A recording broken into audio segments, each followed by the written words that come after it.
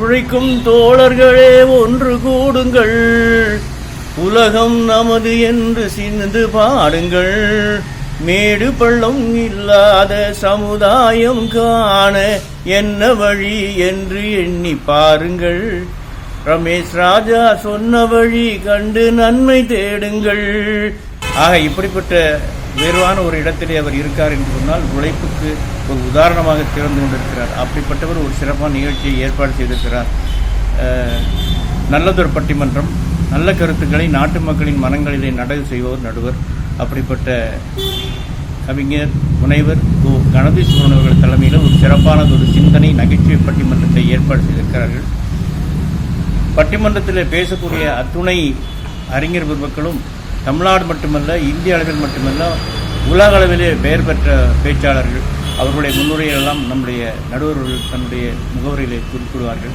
இப்படிப்பட்ட பட்டிமன்றத்தை சிறப்பாக ஏற்பாடு செய்து ஒரு உழைப்பாளர் தினத்தை ஏற்பாடு செய்திருக்கக்கூடிய நம்முடைய ரமேஷ் ராஜா அவர்களுக்கு நன்றியை தெரிவிப்பதோடு மட்டுமல்லாமல் அனைவரையும் வருக வருகின்ற வரவேற்பதோடு சுவைஞர்களையும் வருக வருக என்று வரவேற்று மேலும் அத்துணை நண்பர்களையும் வருக வருக என்று வரவேற்று என்னுடைய வரவேற்பை நிறைவு செய்கிறேன். நன்றி, வணக்கம். தொலைக்காட்சி நேயர்களுக்கு மே தின நல்வாழ்த்துக்கள். இன்றைக்கு உலகமே இயங்கி கொண்டிருக்கிறது என்றால் அது உழைப்பாளிகள் இல்லை என்றால் அந்த உலகமே இல்லை.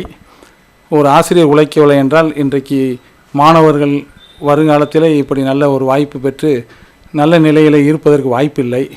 சுகாதார பணியாளர்கள் பணியாற்றவில்லை என்றால் இந்த நகரமே தூய்மையாக இருப்பதற்கு வாய்ப்பில்லை. கட்டடங்களை கட்டுவதற்கு கட்டட தொழிலாளர்கள் இல்லை என்றால் ஒவ்வொரு வீடுமே இல்லை. அதே போன்று இன்றைக்கு மருத்துவர் இல்லை என்றால் இந்த கொரோனா காலகட்டத்தில் நாமெல்லாம் உயிர் வாழ்வதே சாத்தியமில்லை. அப்படிப்பட்ட ஒரு காலகட்டத்திலே உழைப்பு என்பது எவ்வளவு உன்னதமானது என்பதை உணர்ந்து நமக்கெல்லாம் இந்த மே தினத்தை உழைப்பாளர்களின் தினமாக நாம் உலகமே கொண்டாடி வருகிறது. இந்த நன்னாளிலே இன்றைக்கு கனவு சுப்ரமணியம் அவர்கள் தலைமையிலே உழைப்பின் உன்னதத்தை உணர்ந்தவர்கள் ஆண்களா பெண்களா என்கிற அருமையான ஒரு தலைப்பிலே பட்டிமன்றம் நடக்க இருக்கிறது. இந்த தலைப்பை எடுத்துக்கொள்ளும்போது இன்றைக்கு ஆண்களும் பெண்களும் இணைந்தால்தான் குடும்பம், இந்த குடும்பம் இணைவதால் தான் குழந்தைகள், இந்த வருங்காலங்கள், இந்த உலகம் எல்லாமே இயங்கிக் கொண்டிருக்கிறது. இதில் ஆண்கள் சிறந்த உழைப்பாளிகளா பெண்கள் சிறந்த உழைப்பாளா என்று கேட்டால் அது மிக கடினமான ஒரு கூற்றுத்தான். ஒரு கட்டத்திலே ஆண்கள் மிகச்சிறந்த உழைப்பதாக தெரியும். இன்னொரு பக்கத்திலே வீட்டிலே பெண்கள் இல்லை என்றால் வீடே இல்லை என்கிற ஒரு சூழ்நிலை இருக்கிறது. இதற்கு திரு கணேஷ் சுப்ரமணியம் அவர்கள் எப்படி தான் தீர்ப்பு சொல்வார் என்று தெரியவில்லை. இதற்கு ஒரு சிறந்த தீர்ப்பாக அவர் சொல்வார் என்று நான் நம்புவோம். நீங்கள் அனைவருமே இந்த கொரோனா காலத்திலே தனித்திருந்து நீங்கள் முகக்கவசம் அணிந்து நீங்கள் இந்த காலகட்டத்தில் கொரோனா காலகட்டத்திலே இந்த கொரோனா தொற்று உங்களை அணுகாமல் பாதுகாத்து கொள்ள வேண்டும் என்று நான் வேண்டி உங்களுக்கு அனைவருக்கும் மே தின நல்வாழ்த்துக்கள் கூறுகிறேன். மயன் ரமேஷ் ராஜா, நிர்வாக இயக்குனர் மயன். அனைவருக்கும் மே தின நல்வாழ்த்துக்கள். மே தினம் உழைப்பாளருடைய உழைப்பை உன்னதத்தை உலகிற்கு உணர்த்திய உன்னத நாள் மே தினம், மே 1ஆம் தேதி. தொழிலாளர்கள் அடிப்படை உரிமைக்காக அவர்களுக்கு கிடைக்கின்ற நன்மைக்காக கிளர்ந்து எழுந்த நாள்தான் மே 1ஆம் தேதி. அந்த போராட்டத்தினுடைய விளைவாக அவருக்கு கிடைக்கப்பட்ட உரிமைகள், தியாகங்கள், வலிமைகள் இவற்றையெல்லாம் போற்றுகிற உயர்வை நினைக்கின்ற நன்னாள் தான் மே 1ஆம் தேதி. அமெரிக்கா, ஆஸ்திரேலியா போன்ற நாடுகளிலே உழைப்பாளர்கள் 18 மணி நேரம் வேலை செய்தார்கள். அந்த வேலை நேரத்தை 10ஆக குறைக்க வேண்டும் என்று போராட்டம் செய்தார்கள். அரசு ஊழியர்களுக்கு மட்டும் 10 மணி நேரம் என்று மாற்றினார்கள்.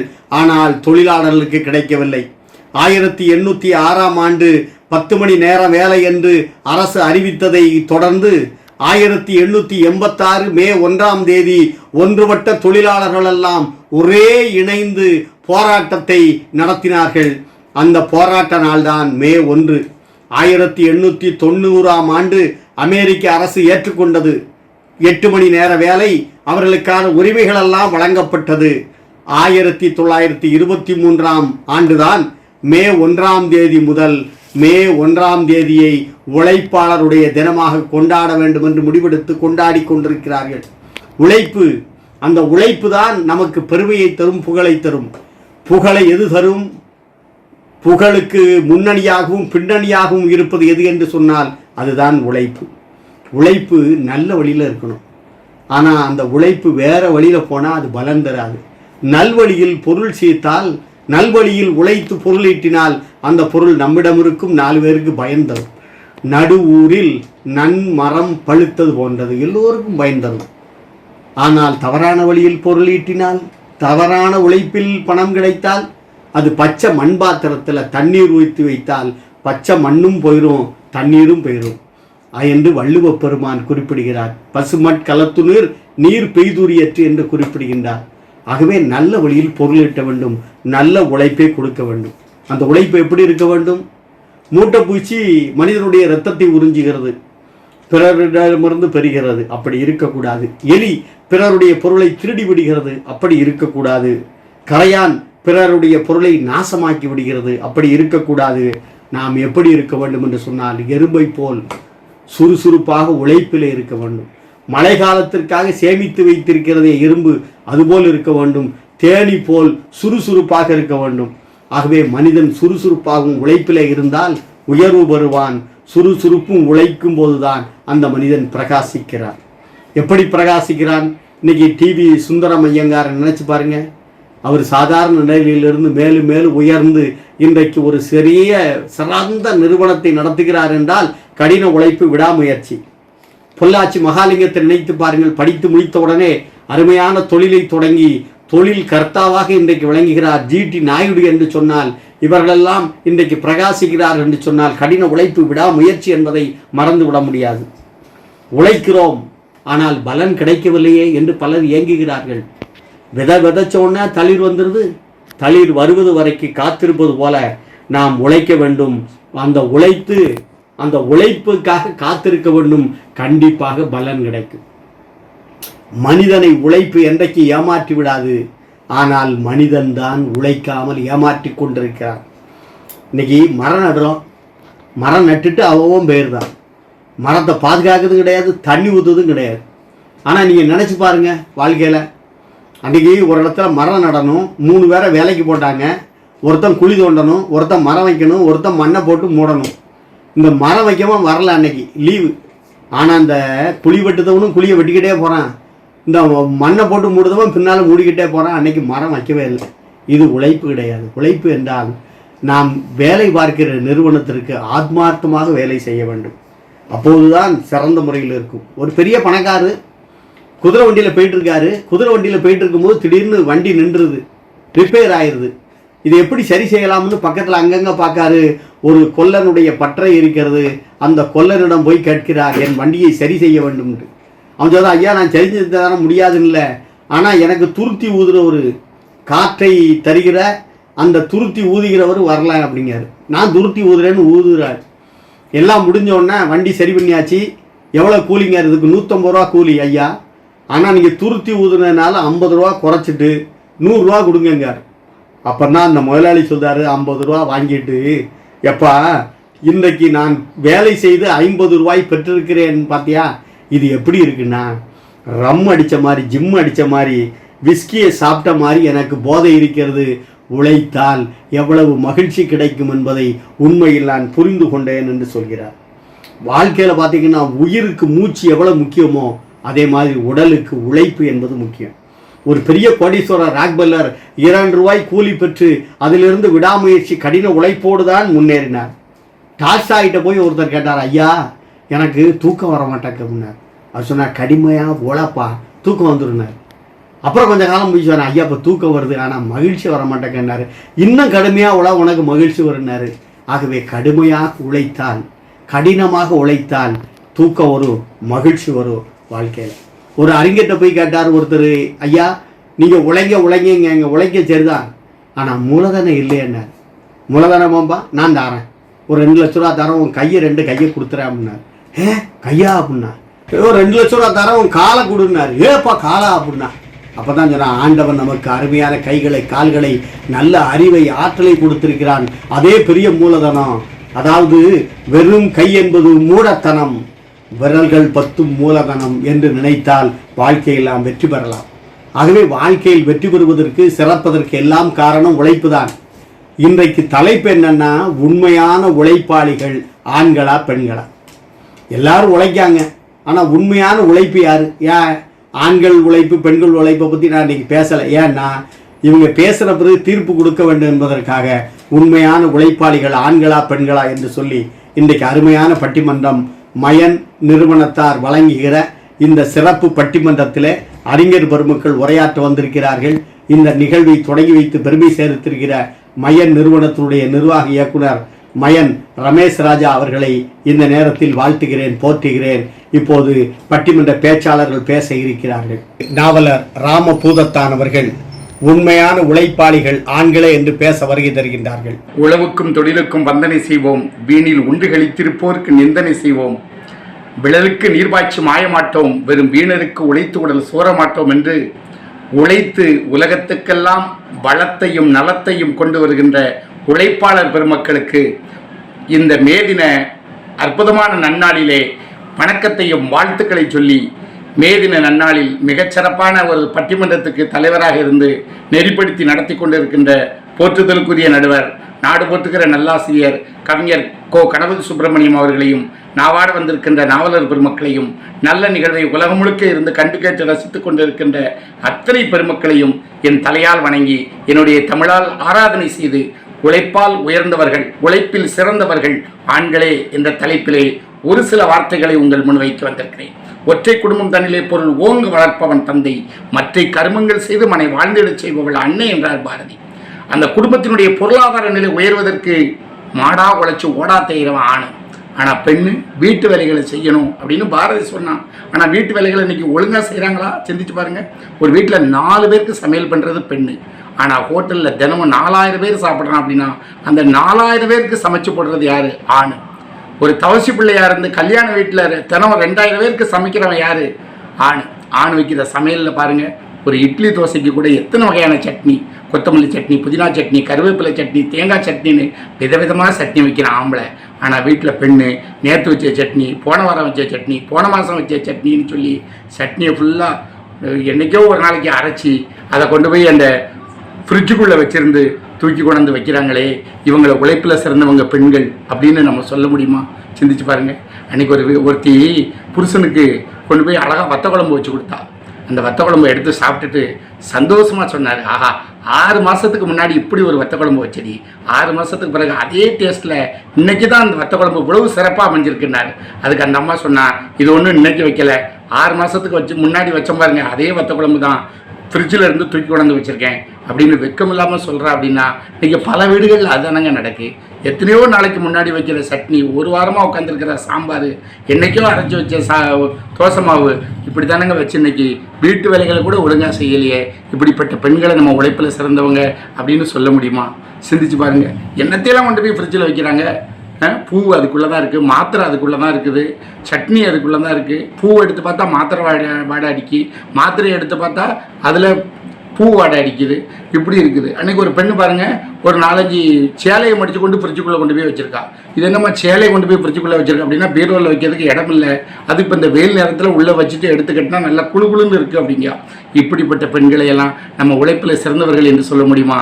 ஆனால் ஆண்கள் என்ன மாதிரி உழைக்கிறான் பாருங்க. சும்மா கிடந்த நிலத்தை கொத்தி, சோம்பல் இல்லாம ஏர் நடத்தி, கம்மா கரைய ஒசத்தி கட்டி, கரும்பு கொல்லையில் வாய்க்கா வெட்டி, சம்பா பயிரை பறிச்சு நட்டு, தகுந்த முறையில் தண்ணீர் விட்டு, நெல்லு விளைஞ்சிருக்கு வரப்பு உள்ள மறைஞ்சிருக்கு, நெல்லு விளைஞ்சிருக்கு வரப்பு உள்ள மறைஞ்சிருக்கு அப்படின்னு வயக்காட்டில் உழைக்கிறான். உலகத்து மக்களெல்லாம் சோத்துல கையை வச்சு சாப்பிடுறதுக்காக அவன் சேத்துல காலை ஊனி வேலை செய்கிறான் என்று சொன்னால் அந்த உழைப்பினுடைய பெருமையை அவன் அழகா பாடலாம் பாடுறான். ஆனா அந்த இடத்துல பெண்ணு போய் சொல்றா, அட காடு விளைஞ்சென்ன மச்சான், நமக்கு கையங்காலம் தான் மிச்சம், கையங்காலம் தான் மிச்சம் அப்படிங்கிறா. ஆனா அதுக்கு ஆண் சொல்றான், அடி காடு விளையட்டும் பொண்ணே, நமக்கு காலம் இருக்குது பின்னே, காலம் இருக்குது பின்னே. காடு விளைஞ்சா உலகத்தில் உள்ள எல்லா மக்களும் பசி இல்லாம நிம்மதியா வாழ்வாங்க, அது மூலம் நாமளும் சந்தோஷமா இருக்கலாம்னு சொல்லி எல்லாரும் பகுத்துண்டு பல்லுயிர் ஓம்பணும்னு விரும்பக்கூடியவன் அந்த உழைப்பாளி, அந்த ஆண்மகன். அவர் ரொம்ப கெட்டிக்காரனா இருக்கிறான். இரவு பகல் பாராமல் எவ்வளவு கஷ்டப்பட்டு உழைக்கிறாங்க, சிந்திச்சு பாருங்க. அன்னைக்கு ஒருத்தர் வேலைக்கு போயிட்டு வீட்டுக்கு வராரு. வீட்டம்மாட்ட வந்து, அம்மா வயிறு பசிக்குமா, 4 இட்லி அவியுமா, அப்படி சாப்பிடலாம் அப்படின்னாரு. இன்றைக்கி அவிக்க முடியாது, நாங்கள் கொஞ்சம் டிவி பார்க்க வேண்டியிருக்கு, நீங்கள் கடையில் போய் இட்லி வாங்கிட்டு வாங்க அப்படின்னா. அந்த அம்மா அந்த ஆள் கடையில் போய் 35 இட்லி வாங்கிட்டு வந்தார். வீட்டில் அவங்க அம்மா அப்பாவுக்கு, பிள்ளைகளுக்கு, மனைவிக்குன்னு எல்லாத்துக்கும் 35 இட்லி வாங்கிட்டு வராரு. தேர்தல் நேரம், காவல்துறை அதிகாரிகள் நின்று செக் பண்ணிக்கிட்டு நிற்காங்க. கள்ள ஓட்டு போடுறதுக்கு எவனாவது துட்டு கொண்டு போவான், பிடிக்கணும்னு நிற்காங்க. கள்ள ஓட்டு போடுறதுக்கு போன துட்டை கூட சில சமயம் தவற விட்டுட்டாங்க. ஆனால் இட்லி கொண்டு வந்து அவனை பிடிச்சிக்கிட்டாங்க. ஒரு போலீஸ்கார் வாங்கி இட்லியை எண்ணுதார். 35 இட்லி இருக்குது, 35 இட்லி கொண்டு போகிறதுக்கு பெர்மிஷன் கிடையாதுங்கார். அவன் வீட்டில் ஓடி போய் ரேஷன் கார்டை தூக்கிட்டு வந்து காமிச்சாங்க. பாருங்க ஐயா, 35 இட்லி திங்கிறதுக்கு எங்கள் வீட்டில் ஆள் இருக்குது, தயவுசெய்து கொடுங்க அப்படின்னு வாங்கிட்டு போய் அதை மனைவிட்டு கொடுத்து, இந்தா கடையிலேருந்து இட்லி வாங்கிட்டு வந்திருக்கேன், இந்த இட்லியை எல்லாருக்கும் வச்சு கொடுத்துட்டு சாம்பாரை உன் கைனால் ஊற்றிடி அப்படின்னு கொடுத்தாரு. அந்த அம்மா என்ன செஞ்சுருக்கணும், அந்த சாம்பாரை ஒரு பாத்திரத்தில் ஊற்றி கரண்டி வச்சு எல்லாருக்கும் அதை பரிமாறி இருக்கணுமா இல்லையா? ஆனால் அதை அப்படியே வாங்கிட்டு போய் சோபாவில் உட்காந்துக்கிட்டு ரிமோட் வச்சு அப்படியே டிவியை போட்டு பார்த்துக்கிட்டே சாம்பார் கவரில் பல்லிட்டு கடிச்சு அப்படியே ஒரு ஓட்டையை போட்டு சாம்பாரை அமுக்கி கொடுத்து சில்லுன்னு அடிக்கி எல்லாரும் ஏந்தி ஏந்தி பிடிக்காங்க. பெரியவங்க பிள்ளைங்க எல்லாரும் அந்த சாம்பாரை ஏந்தி ஏந்தி பிடிக்காங்க. அதில் அந்த வீட்டுக்காரர் முறை வரும்போது அந்த சாம்பார் வர்ற ஓட்டையில் போய் ஒரு கத்தரிக்காய் அடைச்சிக்கிட்டு முட்டிக்கிட்டு அமுக்கி விட்டா பாருங்க, டப்புன்னு கவர் வெடிச்சு அவன் தலையெல்லாம் சாம்பார். மகா மெதுவாக ஓடி போய், அப்பா உங்கள் தலையில் ஒரு கத்திரிக்காய் கிடக்கு, எடுத்துக்கிடுதேன் அப்படின்னு சொல்கிறாங்கன்னா, இந்த மாதிரியான துர்ப்பாக்கியமான நிலைக்கு ஆளாகிறார்கள். எத்தனை கஷ்டங்கள் பட்டாலும் இந்த குடும்பத்துக்காக உழைக்கக்கூடியவர்கள் யாராக இருக்கிறார்கள் என்று சொன்னால் ஆண்கள். வீடு மட்டுமல்ல, நாடும் முன்னேறுவதற்காக வீர தீர செயல்களை செய்வது. வெள்ளி பனிமலையின் மீதுலாவோம், மேலே கடல் முழுவதும் கப்பல் விடுவோம், பள்ளி தலமனைத்தும் கோவில்கள் செய்வோம். அத்தனை செயல்களையும் செய்யக்கூடியவர்கள் யாராக இருக்கிறார்கள் என்று சொன்னால் ஆண்களாக இருக்கிறார்கள். ஆனால் பெண்கள் அவ்வளவு அற்புதமான செயல்களை அவர்கள் செய்யவில்லை. அலுவலகத்துக்கு வேலைக்கு போகிறாங்க, ஆணுக்கு நிகராக இன்னைக்கு பெண்களும் வேலைக்கு போகிறாங்க, சந்தோஷம். ஆனால் இருவரும் வேலை செய்யக்கூடிய குடும்பங்களுடைய நிலைமை எப்படி இருக்கிறது தெரியுமா? அங்கே இரவு நேரத்து உறவுகள் இருக்கலாம், ஆனால் இதய உறவுகள் இருப்பதில்லை. அந்த குடும்பத்திலே உடல்கள் வேண்டுமானால், உருவங்கள் வேண்டுமானால் நடமாடலாம், ஆனால் அங்கே உள்ளங்கள் உறவாடுவதில்லை என்கிற நிலைதான் இருக்கிறது. ஆண் உழைப்பிலே சிறந்தவன். அதனால்தான் வினையே ஆடவர்க்கு உயிரே உத்தியோகம் புருஷ லட்சணம் அப்படின்னு சொன்னாங்க. ஆனால் கொண்டவனுக்கு எது பிடிக்கும், குழந்தைகள் எதை விரும்பும், தண்டூண்டி நடக்கின்ற மாமன் மாமிக்கு தக்கது எது அப்படின்னு பார்த்து அந்த குடும்பத்தை பரிபாலனம் செய்ய வேண்டிய பெண்கள் அதை மிகச்சிறப்பாக செய்கிறார்களா என்று கேட்டால் இல்லை என்ற பதிலைத்தான் ஏக்கத்தோடு நாம் பெற முடிகிறது. ஆகவே நல்ல முறையிலே உழைக்கக்கூடியவர்கள் இந்த உலகத்து மக்களெல்லாம் மகிழ்ச்சியாக வாழ வேண்டும் என்று சொல்லி இரவு பகல் பாராமல் கண்டுஞ்சாமல் கடமையாற்றக்கூடிய ஆண்கள் தான் உழைப்பில் சிறந்தவர்களாக இருக்கிறார்கள் என்று சொல்லி அற்புதமான இந்த நிகழ்வை கண்டு கேட்டு ரசித்த அத்தனை பெருமக்களுக்கும் மே தின வணக்கங்களையும் வாழ்த்துக்களையும் சொல்லி வாய்ப்புக்கு நன்றி சொல்லி விடைபெறுகிறேன். நன்றி, வணக்கம். அருமையான கருத்தை ரொம்ப அற்புதமாக சொல்லியிருக்கார் நாவலர் ராமபூதத்தான். இந்த பெண்கள் என்ன சமையல் பண்ணுறாங்க அப்படிங்கிறத ரொம்ப அருமையாக சொல்லியிருக்காரு. எவ்வளோ உழைப்பினால் எத்தனை இன்றைக்கு 133 அடியிலே திருவள்ளுவர் சிலை உயர்ந்திருக்கிறது என்று சொன்னால் கணபதி ஸ்தபதியினுடைய அந்த திறமையை நாம் நினைச்சு பார்க்கணும். மாமல்லபுரம் சிற்பங்களை நினைத்து பார்க்க வேண்டும். கன்னியாகுமரியில் காந்தி சமாதியில் அக்டோபர் 2ஆம் தேதி அந்த சூரிய ஒளி வருகிற மாதிரி உழைப்பாளர்கள் உழைத்திருக்கிறார்கள் என்று சொன்னால் நினைத்து இருக்க வேண்டும். ஆனால் பெண்கள் யாராவது சமையல் செய்கிறாங்களா? சமையலில் எந்த பெண் எப்படி இருக்கான்? அவியல்னு வைக்க அவிய மாட்டாங்க, கூட்டுங்க கூட மாட்டாங்க, ரசங்க பெசங்கணக்கு இருக்குது. அப்படி இன்னைக்கு சமையல் அப்படித்தானே இருக்குது. எந்த வீட்டில் எல்லாம் சாப்பாடு செய்கிறாங்க? கடையில் போய் மாவு வாங்குது, சட்னி சாம்பார் சப்பாத்தி எல்லாம் வெளியே வாங்கி சாப்பிடுதாங்களே தவிர வீட்டில் உழைப்பு இருக்கிறதா என்பதை இன்றைக்கு அறுதிட்டு கூறியிருக்கின்றார். உண்மையிலே நினச்சி பார்த்தணும். அருமையாக பேசியிருக்கார் நாவலர் ராமபூதத்தான் அவர்கள். அவர்களை தொடர்ந்து பேசுவதற்காக நாஞ்சில் இசை குயில் சித்ரா அவர்கள் இப்போது உண்மையான உழைப்பாளிகள் பெண்களே என்று பேச வருகை தருகின்றார்கள். எல்லாம் வல்ல இறையருள் சிறப்பினை வேண்டி இந்த அருமையான நகைச்சுவை சிந்தனை பட்டிமன்றத்திற்கு மொழியின் விழிகள் திறந்து செந்தமிழில் அமிர்தம் கலந்து அதை மேடைகள் தோறும் பொழிந்து நல்ல மேதையாய் அமைந்திருக்கும் நடுவர்களே மற்றும் எண்ணணி எதிரணி ஆற்றல் மிகுந்த பேச்சாளர் பெருமக்களை மற்றும் இந்த நகைச்சுவை பட்டிமன்றத்தை கண்டு கேட்டு கைதட்டி ரசித்து கொண்டிருக்கும் ரசிக பெருமக்களை உங்கள் அனைவருக்கும் இந்த சின்னவளின் சிறப்பான வணக்கங்கள். கல்லுடைப்பவர்கள் முதல் கணினி தட்டுபவர்கள் வரைக்கும் உழைப்பாளிகள் தான். இந்த உலகத்தில் ஏதோ ஒரு மூலையில் ஏதோ ஒரு வகையில் உழைத்து கொண்டிருக்கும் அனைத்து உழைப்பாளர்களுக்கும் என்னுடைய உழைப்பாளிகள் தின நல்வாழ்த்துக்களை தெரிவித்துக் கொள்கிறேன். நடுவர் அவர்களே, இன்னைக்கு அருமையான தலைப்பு, உழைப்பில் பெரிதும் சிறந்து விளங்குபவர்கள் ஆண்களா அல்லது பெண்களா? உண்மையிலேயே இந்த உலகத்துல அதிகமா உழைச்சி ஓடாய் தேய்ந்தவர்கள் ஆண்களை விட எங்கள் பெண்கள் தான் நடுவர் அவர்களே.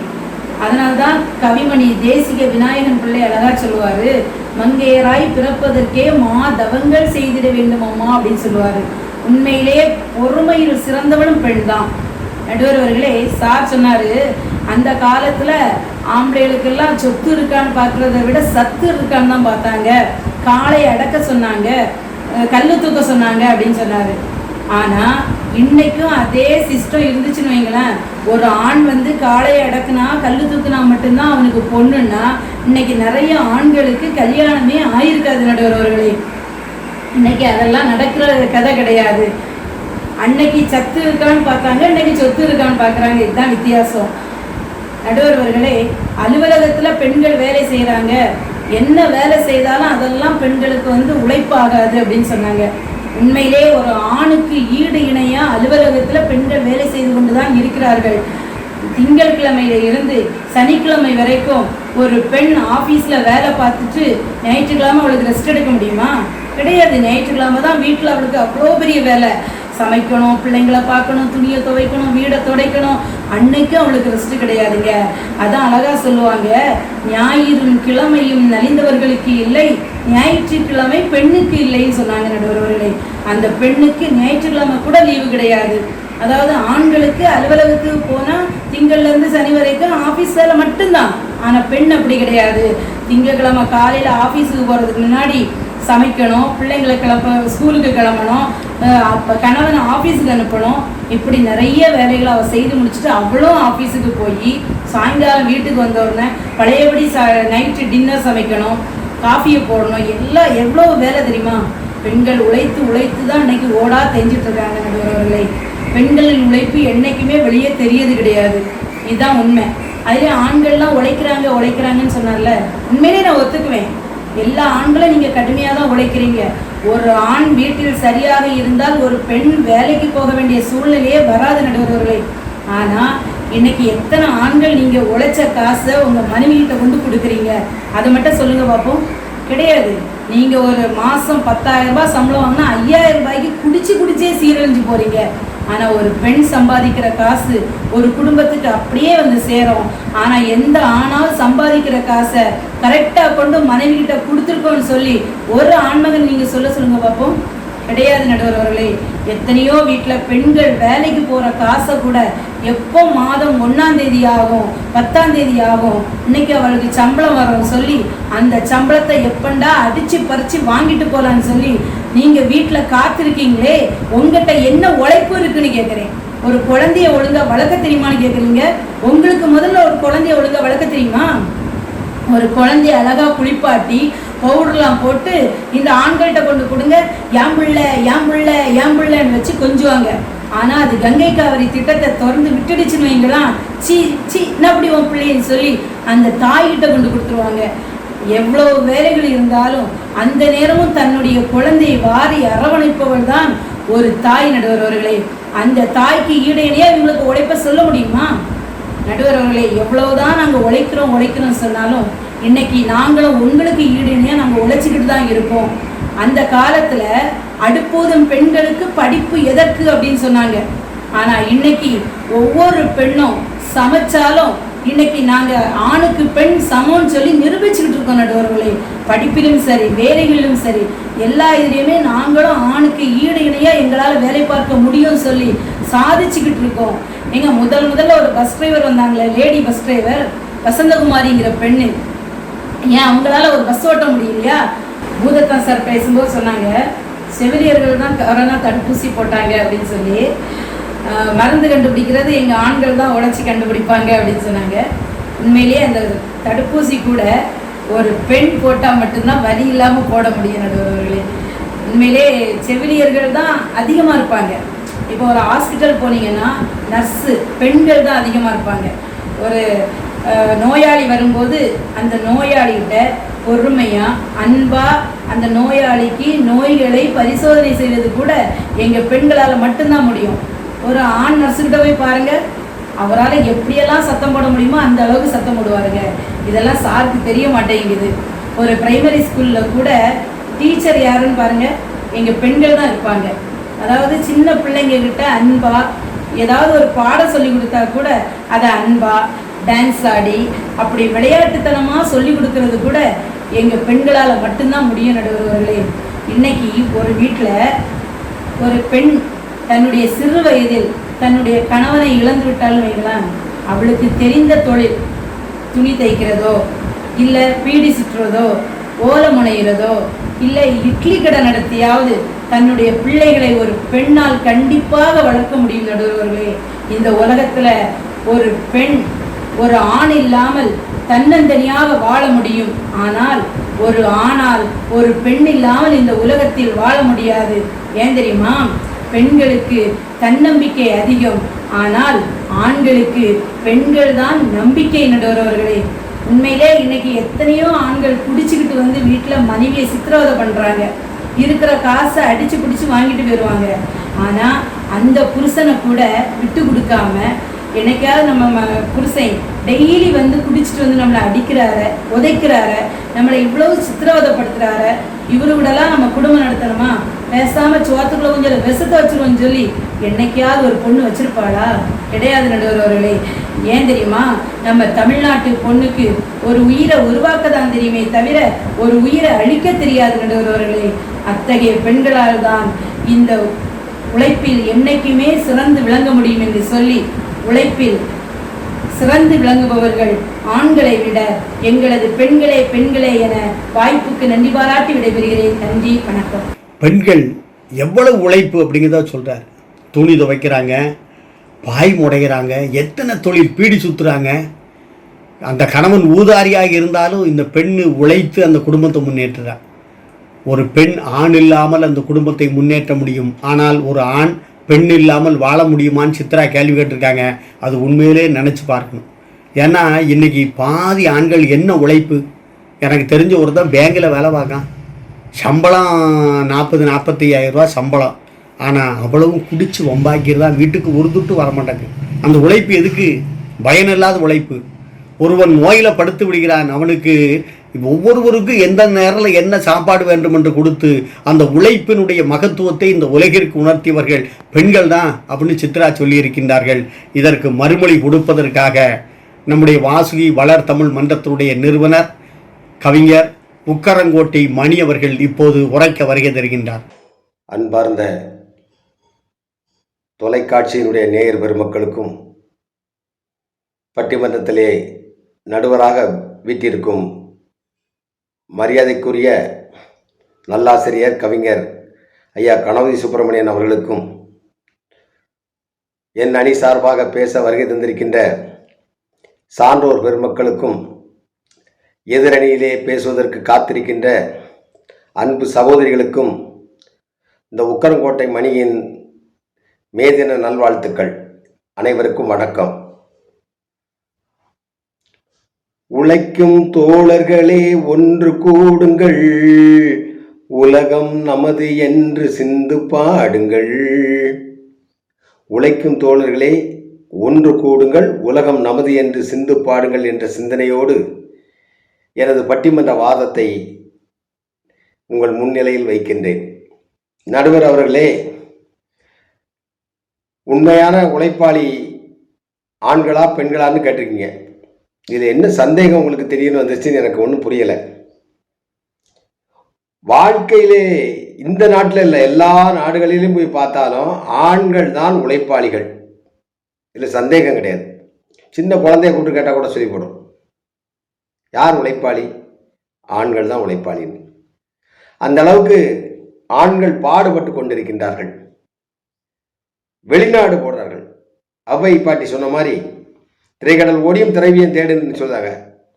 தன் சொந்த நாட்டில் சொந்த ஊரில் தன்னுடைய மனைவி பிள்ளைகள் இரத்த பாசம் சொந்தம் மத்தனையும் விட்டு விட்டு தன்னுடைய குடும்பத்திற்காக மட்டும் ஒரே நோக்கம் உழைப்பு என்ற காரணத்திற்காக வெளிநாட்டு சென்று வேலை செய்து வருகிறார்களே, அப்பேற்பட்ட ஆண் மக்களுடைய நிலை என்ன? அவர்கள் உழைப்பு இல்லையா? காப்படி அரிசியை வீட்டில் பொங்குங்கன்னு சொல்லி கொடுத்தோம்னா 2 பேருக்கு சமையல் பண்ண கொடுத்தா சகோதரிமார்கள் என்ன செய்கிறாங்க? குக்கரில் கொண்டு வச்சுட்டு கோகிலால் எங்கே போகிறாள் என்ற நாடகத்தை தொடர் நாடகத்தை பார்த்துட்டு இருக்காங்க. அதான் விசில் அடித்து கூப்பிடணும். அது நல்ல வேலை. ஆம்பளை விசில் அடித்தோம்னா செருப்பு கொண்டு அடிக்காங்க. Cooker whistle அடிக்கிறதுனால தப்பிச்சுக்கிடுது. அது பிரச்சனை இல்லை. அது 3 முறை விசில் அடித்து கூப்பிட்டோம்னா நாம் காக்காவா கத்துனவாலும் நம்ம மனைவி வந்து என்னன்னு கேட்க மாட்டாங்க. ஆனால் அந்த குக்கர் விசில் அடித்து 3வது முறை அடிச்சுட்டுனா ஓடி போய் என்னன்னு கேட்குற மாதிரி அந்த குக்கரை ஆஃப் பண்ணுவாங்க. ஆனால் ஆண்கள் பாருங்கள், 2 பேருக்கு சமையல் பண்ணதுக்கு குக்கரில் வைக்கிறாங்களே, அதை கஞ்சை வடிக்கிறதுக்கு சிரமப்பட்டுக்கிட்டு எத்தனை ஆயிரம் மக்கள் வந்தாலும் ஒரு திருமண விழாவோ ஒரு கோயில் திருவிழாவோ எந்த பெரிய பெரிய விழாக்கள் நடந்தாலும் ஆண்மகன் தானே அங்கே சமையல் பண்ணி எல்லாத்துக்கும் சாப்பாடு கொடுக்குறாங்க. ஹோட்டலில் போய் பாருங்கள், எவ்வளோ ஆட்கள் வந்தாலும் அத்தனை பேருக்கும் உழைப்பால் விருந்து கொடுக்கக்கூடியவர்கள் ஆண் மக்கள். எல்லா வகையிலுமே உழைப்பில் சிறந்தவர்கள் ஆண் மக்கள் தான், இல்லை சந்தேகமே இல்லை. ஒன்றே ஒன்று சொல்லி நிறைவு பண்ணுகிறேன். வாலி சொன்னார், படகோட்டி படத்தில் சொன்ன பாடல் நினைவுக்கு எனக்கு வருது. தரைமேல் பிறக்க வைத்தான், எங்களை தண்ணீரில் பிழைக்க வைத்தான், கரைமேல் இருக்க வைத்தான், பெண்களை கண்ணீரில் குளிக்க வைத்தான், வெள்ளி நிலாவே விளக்காய் எரியும், கடல்தான் எங்கள் வீடு, முடிந்தால் முடியும் தொடர்ந்தால் தொடரும், இதுதான் ஆண்களின் நிலை என்ற நிலைப்பாட்டை உங்கள்கிட்ட நான் இப்போ உறுதியாக சொல்கிறேன். தன்னுடைய ஒரு சான் வயிற்றுக்காக அவன் அவ்வளோ கஷ்டப்படலை நடுவர் அவர்களே. தன்னுடைய மனைவி, பிள்ளைகள், சந்ததிகள், நான் இப்போ கட்ட கஷ்டத்தை என் பிள்ளை படக்கூடாதுன்னு தன்னுடைய உடலையும் உயிரையும் வருத்தி ஓடி ஓடி உழைக்கிறான் பாருங்க, அவன் தான் ஆண்மகன். காவல்காரன் படத்தில் அழகா சொல்லியிருப்பாரு, குழந்தை பாரம் உனக்கல்லவோ, குடும்ப பாரம் எனக்கல்லவோ, கொடியிடையின் பாரம் எல்லாம் 10 மாத கணக்கல்லவோ, மனைவியுடன் குழந்தையையும் ஒருவனாக சுமக்கின்றேன், சுமப்பதுதான் சுகம் என்று மனதுக்குள்ளே ரசிக்கின்றேன் அப்படி சொன்னார் பார்த்தீங்களா. அந்த அம்மா ஒரு குழந்தைய பெற்றெடுக்க வரைக்கும் அது பாரமாகவும் இருக்குது, சுமையாக இருக்குது, கஷ்டமாக இருக்குது.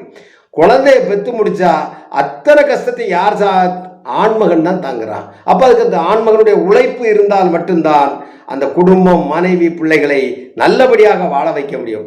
ஒரு வீடு பிரகாசமாக லைட் எரியுதுன்னு சொன்னால் அதுக்குள்ளே இருக்கிற மெழுகு நமக்கு வெளியே தெரியும், உருகி வடிகிற மாதிரி. அதுதான் பெண்கள். அதன் உள்ளே மத்தியில் இருக்கக்கூடிய திரி ஒன்று இருக்கு பாருங்க, அது அப்படியே கருகும், அது தன்னைத்தானே அழிச்சுக்கிட்டு இருக்கும். மெருகெல்லாம் உருகி உருகி உருகி வடிஞ்சு சேர்ந்துடும். ஆனால் அதில் உள்ள இருக்கக்கூடிய திரி மட்டும் கருகி அப்படியே எரிஞ்சு போகும் பாருங்க.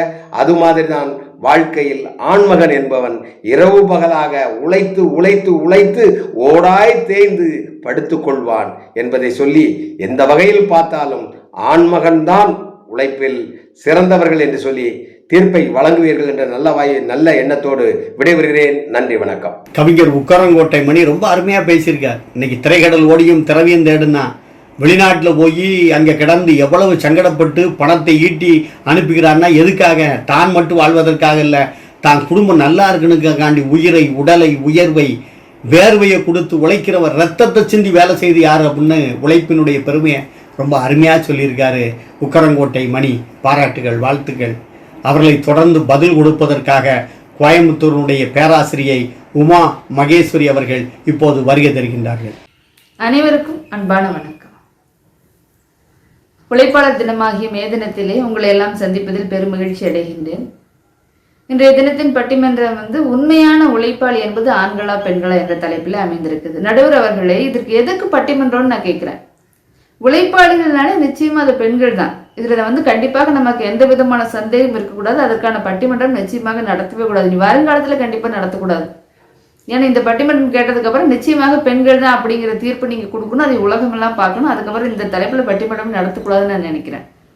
ஏன்னா இன்றைய காலகட்டத்தில் பார்த்தோம்னா காலையில் அதிகாலையில் பெண்கள் எல்லாம் எந்திரிக்கிறாங்க. பொதுவாக வீட்டில் ஒவ்வொரு பெண்ணும் குடும்ப தலைவிகளாக இருக்கிறாங்க. திருமணத்துக்கு முன்னாடி பார்த்தா பெண்கள் எப்படி வேணாலும் இருக்கலாம், சுதந்திரமாக இருக்கலாம். அவங்க பிறந்த வீட்டிலன்னு பார்த்தோம்னா எப்பொழுதுமே விளையாட்டுத்தனமாக இருக்கிறாங்க. ஆனால் திருமணத்துக்கு பின்னாடி பார்த்தீங்கன்னா குடும்ப தலைவிகளாக பொறுப்பேற்றுக்கிறாங்க. காலையில் கண்டிப்பாக ஒவ்வொரு குடும்ப தலைவிகளும் தன்னுடைய மாமனாரை கவனிக்கணும், மாமியாரை கவனிக்கணும், கணவனை கவனிக்கணும், அதுக்கப்புறம் தனக்குன்னு இருக்கிற குழந்தைகள் எல்லாம் கவனிக்கணும். இதுக்கப்புறமா தன்னுடைய வீட்டுக்கு தன்னுடைய பொருளாதாரத்தை மேம்படுத்த வேண்டும் என்பதற்காக நிறைய வேலைகளை செய்ய வேண்டியதா இருக்குது, சம்பாதிக்க வேண்டியதா இருக்குது. இப்படியான பொருளாதார வளர்ச்சிக்காக வேண்டி எதையாவது செய்ய வேண்டியதா இருக்குது. இப்போ அதுக்கப்புறம் பார்த்தோன்னா ஒவ்வொரு குடும்ப தலைவர்களும் இதுக்காக வேண்டி நம்ம வீட்டுல மட்டும் இல்லை, நம்ம குடும்பத்துக்காக உழைப்பது மட்டும் இல்லாமல் ஆபீஸ்லயும் போய் வேலையெல்லாம் செய்ய வேண்டியதா இருக்குது. சாயங்காலம் அதே மாதிரி வீட்டுக்கு வந்து எப்பொழுதும் போல வந்து குழந்தைங்க சாப்பிட்றதுக்காக வேண்டி கணவனுக்காக வேண்டி எல்லாம் செய்ய வேண்டியதாகவும் இருக்குது. அதுவும் இந்த கொரோனா காலகட்டத்தில் பார்த்தோம்னா இன்னைக்கு காலையில எந்திரிக்கிறதே பெரிய பிரச்சனையா இருக்குது. ஏன்னா குழந்தைங்க எல்லாருமே வீட்டுல இருக்கிறாங்க, மாமனார் மாமியார் கூடவே இருக்கிறாங்க. இவங்களை வந்து சாதாரணமா இருக்கிறத விட ரொம்ப ஓவர் கேரிங்கா பண்ண வேண்டியது, அதாவது வந்து கவனம் வந்து அதிகமாக செலுத்த வேண்டியதா இருக்குது இவங்க மேல. அப்புறம் இம்யூனிட்டி இருக்கிற ஃபுட்டு தான் சாப்பிடணுங்கிறாங்க, ஓயாம கையை கழுவிட்டே இருக்கணும்னு வேற சொல்லிட்டு இருக்கிறாங்க. இவங்கள தன்னைத்தானே வந்து எப்பொழுதுமே பெண்கள் அதிகமாக கவனிச்சுக்கிறதே கிடையாது. எப்பொழுதுமே தன்னுடைய குடும்பத்திற்காகவே உழைத்து உழைத்து உழைத்து பெண்கள் எப்படிங்கன்னா தனக்குன்னு எந்த கவனிப்புமே எடுத்துக்கிறது இல்லை, தனக்குன்னு எந்த வேலைக்குமே செஞ்சுக்கிறதே கிடையாது. பொதுவாக பெண்கள் கல்யாணம் ஆகி கொடுத்து போனதுக்கு அப்புறமா பொதுவாக என்னென்ன சொல்றாங்கன்னா, வீட்டில் வந்து கல்யாணம் மாப்பிள்ளை பார்க்கும்போதே சொல்லிடுறாங்க, வீட்டில் வந்து பெரியவங்க யாரும் இருக்கக்கூடாது அப்படின்னு சொல்லிடுறாங்க. 3 முடிச்சு போடும்பொழுதே என்ன சொல்றாங்க, முடிச்சுல வந்து பெற்றோர்கள் எல்லாம் மறந்துடணும், அடுத்த முடிச்சு போடும்பொழுதும் உறவினர்கள் எல்லாம் மறந்துடும், 3வது முடிச்சு போகும்போது உங்க குடும்பத்துக்கு எனக்கு சம்மந்தமே கிடையாது அப்படின்னு சொல்லிட்டு தான் பெண்கள் கல்யாணமே பண்ணிக்கிறாங்கனால பொதுவான கருத்துக்களை நிறைய சொல்றாங்க. ஆனா உண்மையில பார்த்தோம்னா அப்படி கிடையவே கிடையாது. பெண்களுடைய மனம் அப்படிங்கிறது வந்து எப்பொழுதுமே அன்பு செய்யக்கூடிய மனம். அவங்க வந்து தன்னை சுற்றி எல்லாரும் இருக்கணும்னு தான் ஆசைப்படுறாங்க. பொதுவாக தன்னுடைய பெற்றோர்களாகட்டும், மாணவர்களாகட்டும், ஆசிரியராக இருந்தால் மாணவர்கள் இருக்கணும்னு நினைக்கிறாங்க. அப்படி இல்லைன்னு சொன்னோம்னா மாமனார் மாமியார் கூட இருக்கணும், அம்மா அப்பா கூட இருக்கணும், தன்னுடைய கணவனுடைய வீட்டில் எல்லாரும் இருக்கணுங்கிறது தான் பொதுவான ஆசை. ஆனால் என்ன பண்ணுறாங்க, கல்யாணம் ஆகிட்டு போனதுக்கப்புறம் பசங்களுக்கு தான், அதாவது மருமகன்களுக்கு மகன்களுக்கு எல்லாம் தான் வந்து பெற்றோர்களை கூட வச்சுக்கிட்ட பெரிய டிஸ்டர்பன்ஸாக தெரியறதுனால இவங்க என்ன பண்ணிடுறாங்க, உடனே இந்த பழியெல்லாம் பெண்கள் மேலேயே போட்டுடுறாங்க. ஆனால் இப்படி கல்யாணம் ஆகி வந்து புகுந்த வீட்டுக்கு போகிற ஒவ்வொரு பெண்ணுமே என்ன நினைக்கிறா, தன்னுடைய குடும்பத்தை நல்லா வச்சுக்கணும், தன்னுடைய கணவனை நல்லா வச்சுக்கணும், மாமனார் மாமியார் நல்லா வச்சுக்கணும் அப்படிங்கிறதுக்காக வேண்டி தன்னுடைய உழைப்பை வந்து அதிகமாக குடும்பத்துக்கு கொடுத்து தான் ஒவ்வொரு பெண்ணுமே வாழ்கிறாங்க. இப்போ பார்த்தோம்னா அது இந்த நவீன காலத்தில் பார்த்தோம்னா ஒவ்வொருத்தருக்கும் வந்து ஒவ்வொரு வீடுங்கிறது அவசியமாயிடுச்சு. தனிப்பட்ட வீடுங்கிறது, பொருளாதார வசதி மேம்படுத்திக்கணுங்கிறது ரொம்ப அவசியமா இருக்குது.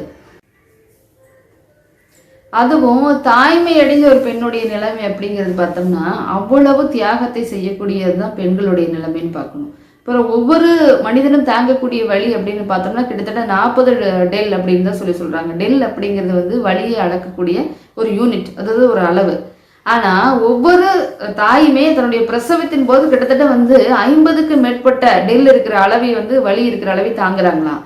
அது பார்த்தோம்னா அதாவது ஒரே நேரத்தில் வந்து கிட்டத்தட்ட 20 எலும்புகள் உடையக்கூடிய அளவுக்கான வலி வந்து அது கொடுக்கக்கூடியது. அப்படின்னா அது எவ்வளவுன்னு யோசிச்சு பாருங்க. இப்போ இவ்வளவு பெரிய தியாகத்தை, இவ்வளவு பெரிய உழைப்பு, இவ்வளவு பெரிய அதாவது வந்து மகிழ்ச்சியை வந்து பெண்கள்னாலதான் இந்த உலகத்திற்கு தர முடியும். பெண்கள் வந்து கிட்டத்தட்ட வந்து கடவுளின் அவதாரம்னு தான் நம்ம சொல்லணும். ஏன்னு கேட்டோம்னா கடவுள் மட்டும்தான் ஒரு உயிரை வந்து இந்த உலகத்துக்கு கொடுக்கக்கூடிய ஒரு உயிரை, அதை வந்து கடவுள் அப்படிங்கிறவர் மட்டும்தான் உலகத்துக்கு ஒரு புதிதாக ஒரு உயிரை தரக்கூடியவராக இருக்கிறார். அதற்கப்புறம் பார்த்தோம்னா பெண் அப்படிங்கிறவர் தான் வந்து ஒரு ஆணாகட்டும் பெண்ணாகட்டும் ஏதோ ஒரு குழந்தை வந்து உலகத்திற்கு கடவுளுடைய மறு அவதாரமாக கொடுக்கிறாள் அப்படின்னு நம்ம நினைக்கிறோம். கண்டிப்பாக அது இப்போ பார்த்தோம்னா இந்த கொரோனா காலகட்டத்தில் எப்படி போயிட்டு இருக்குதுன்னு பார்த்தோம்னா ரொம்ப பெண்களுடைய நிலைமைங்கிறது ரொம்ப ரொம்ப மோசமா இருக்குது. ஏன்னு கேட்டோம்னா திடீர்னு யாரோ ஒருத்தர் குடும்பத்தில் இருக்கிறவங்க வேற ஏதாவது பிரச்சனையோ ஒரு நோய்வாய்ப்பட்டுட்டாங்களோ இல்லை நோய்வாய்ப்படுறதுக்கு முன்ன ப்ரிவென்ஷன் இருக்கக்கூடிய நிலைமையோ பாதுகாப்பு கொடுக்கக்கூடிய நிலைமைகளோ பார்த்தோம்னா காலையில இருக்கிற வேலைகளை விட எக்ஸ்ட்ராவா வேலைகள் தான் அதிகமாகுது. இப்ப வீட்டுக்காரர்கிட்ட சொல்றாங்க கை கழுவுங்க கை கழுவுங்க கை கழுவுங்கன்னு பொழுதுக்கும் சொல்லிட்டு இருக்காங்க. சரி கையை தான் கழுவுறீங்களே அப்படியே 2 பாத்திரத்தை கழுவி போட்டு போங்கன்னு வீட்டுக்காரர்கிட்ட நம்ம சொல்ல முடியுமா? இல்லை சொன்னாதான் செய்ய போறாங்களா? அது கிடையாது. ஆனா ஒவ்வொரு வீட்லயும் பாத்தீங்கன்னா அது இப்போ லாக்டவுன் திருப்பி வரப்போற நிலைமை வந்து எப்படிதான் இருக்க போகுதுன்னு நம்ம யோசிக்க கூட முடியாது. ஏன்னா முதல்ல இருக்கிற நிலைமையிலேயே வந்து ஏகப்பட்ட பெண்களுக்கு வந்து இடுப்பு கைகாலே போற நிலைமைக்கு ஆகி போச்சு. ஏன்னா காலையில ஒரு வெரைட்டி செய்ய வேண்டியதா இருக்கு, டிஃபன் செய்ய வேண்டியதா இருக்குது, மதியம் ஒரு டைம் சாப்பாடு, ஈவினிங் ஒரு டைம் வெரைட்டியான டிஃபனு, அது போக இடையில ஸ்நாக்ஸு, மாமியாருக்கு தனியா மாமனாருக்கு தனியா. ஏற்கனவே பெரியவங்க எல்லாருமே சுகர் பேஷண்ட்டுங்க ப்ரெஷர் பேஷண்ட்டுகளாக தான் இருப்பாங்க. அவங்களுக்கு தனியான வேணுங்கிறது எல்லாம் செய்ய வேண்டிய இது எல்லாம் போக முடிச்சு போட்டு அப்புறம் ஆஃபீஸ் ஒர்க் ஃப்ரம் ஹோம்னு சொல்லி கொடுத்துட்றாங்களா. அதுக்கப்புறம் வீட்டிலேயே உட்காந்துட்டு ஆஃபீஸுடைய வேலை இங்கிருந்து பண்ண வேண்டியது தருது. அந்த மாதிரி பெண்களுடைய நிலைமை அப்படின்னு பார்த்தாலும் ஒவ்வொரு நிமிஷமுமே வந்து தியாகத்தோடைய உச்ச நிலையில தான் பெண்கள் எல்லாருமே ஒவ்வொரு குடும்பத்திலேயே வாழ்ந்துட்டு இருக்கிறாங்க. அதாவது பொதுவாக சொல்ல போனோம்னா தன்னுடைய குடும்பத்தை, அதாவது வந்து தன்னுடைய பிறந்த வீட்டான குடும்பத்தை வந்து தன்னுடைய மனதிலே சுமந்து கொண்டிருக்கிறாள். அப்புறம் பார்த்தோம்னா தன்னுடைய கணவனை வந்து இதயத்திலே சுமந்து கொண்டிருக்கிறாள், தன்னுடைய குடும்ப பாரத்திலே தலைமையில சுமந்து கொண்டிருக்கிறாள், தன்னுடைய வாரிசுகளை வந்து வயிற்றிலே சுமக்கிறாள், அப்புறம் ஒவ்வொரு பெண்ணுமே இப்படி சுமைதாங்கியாகத்தான் தன்னுடைய வாழ்க்கையை முழுவதுமே கிடைத்துக் கொண்டிருக்கிறார்கள். சுமைதாங்கியோட அடிப்படை உணர்வு என்னன்னு பார்த்தோம்னா உழைப்பும் தியாகமாகத்தான் இருக்கிறது. ஆகவே இந்த மே தினத்துல உழைப்பும் தியாகத்திற்கும் எடுத்து சொல்லக்கூடிய வடிவம் அப்படின்னு பார்த்தோம்னா நிச்சயமாக ஒரு பெண்ணாகத்தான் இருக்க முடியும். அவருடைய தாய்மையாகட்டும், ஒரு பெண்ணுடைய குடும்ப தலைவியாக இருக்கட்டும், ஒரு ஆபீஸ்ல வேலை செய்யற ஒரு மேனேஜராக உழைப்பாளியாக இருந்தாலும் சரி, வேறு எந்த நிலையில் எடுத்துக்கொண்டாலும் சரி, பெண்கள் தான் சரியான பொறுப்பாளியாக இருக்க முடியும், பெண்கள் தான் நிச்சயமாக சரியான உழைப்பாளியாக இருக்க முடியும் என்று சொல்லிக்கொண்டு வாய்ப்பளித்த அனைவருக்கும் நன்றி கூறி விடைபெறுகிறேன். நன்றி, வணக்கம்.